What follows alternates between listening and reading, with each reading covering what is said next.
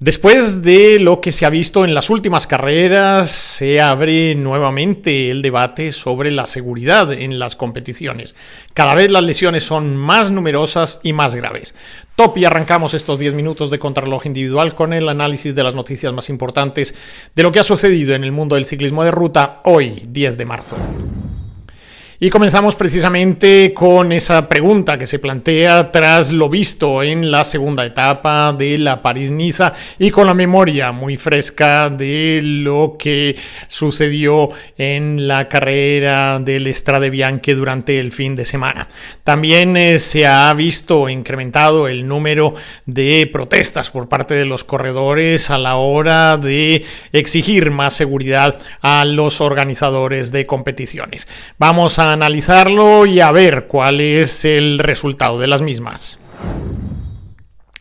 Comencemos pues con los resultados que nos ha dejado hoy las dos carreras principales que se han disputado en territorio europeo, una en Italia y la otra en Francia. Y es que si bien en la Tirreno Adriático no ha habido grandes sorpresas en cuanto a la clasificación general, con ese triunfo de Filippo Ganna y el segundo puesto de Juan Ayuso, se abre un amplio abanico de posibilidades para muchos de los corredores que ya quieren demostrar cuál es su posición de fuerza de cara, unos al Giro de Italia, otros al Tour de Francia. Pero lo que está claro es que en esos 11 kilómetros 200 metros el gigante italiano Filippo Ganna ha vuelto otra vez a recuperar la senda del triunfo que se le venía resistiendo en bastantes de estas competiciones, pero que hoy ha demostrado ser el más fuerte en la especialidad. Sin lugar a dudas, el trabajo de Juan Ayuso ha sido estratosférico. El corredor español ha vuelto a demostrar que está en un estado de forma envidiable. Veremos el desarrollo que tiene en el resto de las etapas de esta carrera italiana sumamente exigente y que llegará a su punto álgido al final de la semana, cuando precisamente estemos cada vez más cerca de San Benedetto del Tronto, donde termina esta competición. Muy destacable, muy importante lo realizado por Isaac del Toro y por otro latinoamericano que no es más que Brandon Rivera. El corredor colombiano de Zipaquirá quedó 17 en la clasificación, solo un segundo por detrás de su compañero Laurent de Plus, y lógicamente a la distancia que marcan este tipo de competiciones con su compañero de equipo Filippo Ganna. Pero lo realizado por Brandon Rivera es digno de mención. Más preocupante es lo que viene mostrando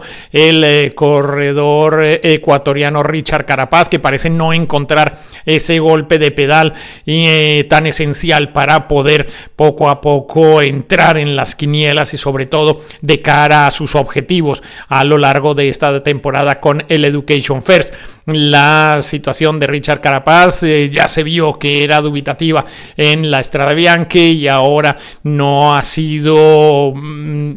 sino discreta, por decirlo de alguna manera, en esta etapa contrarreloj individual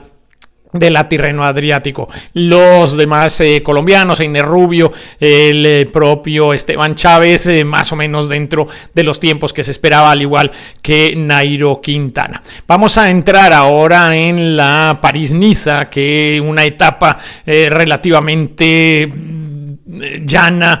donde había ciertas partes de estrechamiento de calzada. Se tenía mucho miedo a los abanicos y al viento en esta segunda etapa, pero previsiblemente se iba a llegar al sprint. Y es precisamente ahí donde se ha puesto el ojo de lo que ha sucedido en el día de hoy. En el primer paso, cuando se disputaba la bonificación en esta segunda etapa de la París-Niza, se produjo una caída que ha dejado por fuera a corredores como por ejemplo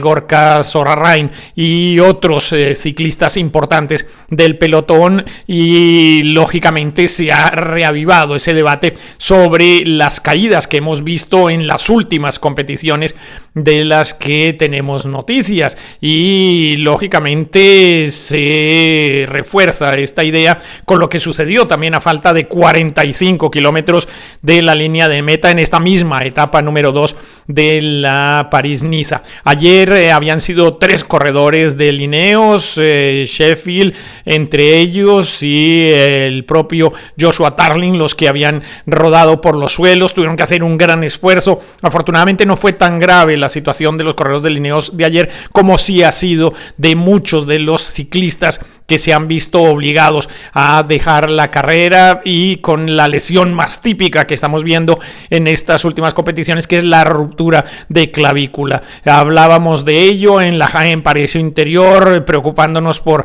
Egan Bernal, pero también son muchos los corredores que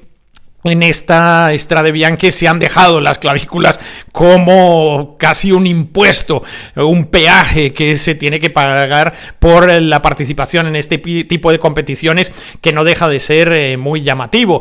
Fracturas de clavícula y de muñeca, que son lo más común en el ciclismo, se han visto multiplicadas en las carreras que se han disputado en los últimos días. Sin ir más lejos, pudimos ver ese listado de corredores con fracturas y con abrasiones y golpes verdaderamente fuertes en el desarrollo de esta última Strade Bianche, sin ir más lejos, y afortunadamente para él, con la suerte de Tadej Pogačar, que pudo sobrellevar esa caída y que luego se pudo recuperar para ganar la carrera. No sucedió lo mismo en la misma curva con Michael Kwiatkowski, el corredor polaco de Ineos. Sufrió unas abrasiones muchísimo más fuertes que la del corredor de los Emiratos. Se vio obligado a abandonar la carrera, pero hubo también muchos corredores que sufrieron golpes, sin ir más lejos. Cristian Scaroni, que tuvo que ser atendido por el campeón italiano precisamente en la misma berma de la carretera, porque las caídas fueron sumamente graves y en algunos casos inhabilitantes, que obligaron a muchos de ellos a no poder terminar la carrera, y que tendrán también consecuencias para el resto de las carreras que tenían planificadas en este primer comienzo, o este primer segmento de la temporada. La situación es relativamente complicada, porque si bien hoy vimos como en ese accidente que se produjo a falta de 45 kilómetros, más o menos los parámetros siempre son los mismos: un pequeño estrechamiento de calzada, corredores que no quieren perder su posición dentro del pelotón, un afilador, y a partir de ahí, cuando se marcha a velocidades por encima de los 50 kilómetros por hora, los golpes son sumamente fuertes, y lo que se está viendo con los frenazos que se producen de manera impulsiva es que hay muchos corredores que salen volando, ya no solo se resbalan, sino que salen por encima de sus propias bicicletas y de las espaldas de otros corredores que antes de ellos han frenado o han caído en el suelo, y esta es la razón por la cual al caer muchas de las clavículas se han roto. Es un elemento que habría que analizar desde el punto de vista de la física, de lógicamente también la medicina y de los riesgos industriales y profesionales, porque cuando una situación es reiterativa y empieza a convertirse en tendencia, es necesario darle alguna solución, y lo que estamos viendo es precisamente que es una situación en la que hay muchos corredores que están viendo pues prácticamente cómo se arriesga a sufrir lesiones bastante complicadas que dan al traste con la preparación de toda una temporada. Esto simplemente por llamar a algunas de las carreras que hemos visto últimamente en las que se han producido este tipo de caídas, este tipo de montoneras, que cada vez son más reiterativas, pese, como les decimos, a que también hay muchas críticas por parte de los propios corredores y de sus asociaciones de que se pide más seguridad en las carreteras, en las organizaciones de las carreras, para que estas sean lo más abiertas, amplias y pues que tengan las opciones de escape en el momento en que se pueda producir